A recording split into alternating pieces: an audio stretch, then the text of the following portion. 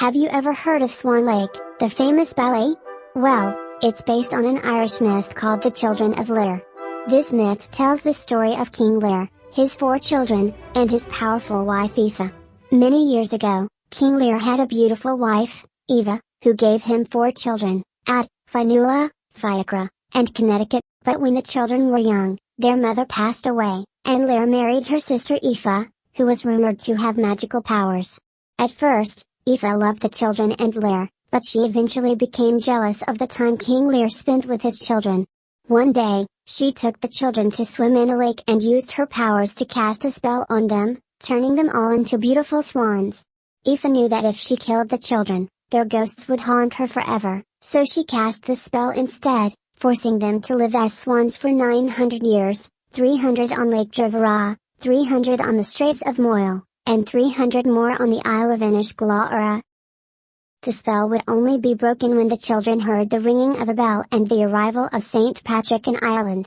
But Aoife's spell didn't take away the children's voices, and so they were able to sing beautiful songs and tell their father what had happened to them. Lir, who had been searching for his children, came to the lake and saw Fionnuala, now a swan, who told him of the spell cast on them by Aoife. Lir banished Aoife into the mist, and she was never seen again.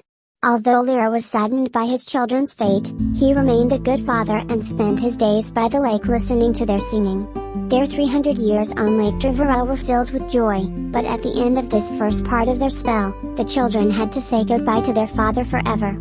They traveled to the Straits of Moyle, where they spent 300 years enduring fierce storms and much time separated from each other. But they survived these 300 years, and eventually traveled, together again, to fulfill the final stage of their spell, on a small saltwater lake on the Isle of Inishglora. By now, King Lir had passed, and all that remained of his once glorious castle were ruins.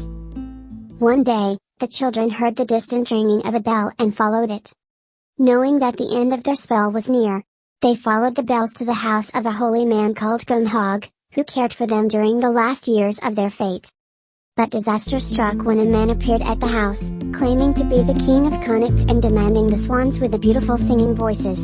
He threatened to destroy Cumhog's house if the swans didn't come with him, but just as he was laying his hands on them, the bell tolled again, and the mist of the lake enveloped the swans, turning them back into the children they were 900 years before. The frightened king of Connacht fled immediately, and the children in their human form started to age rapidly.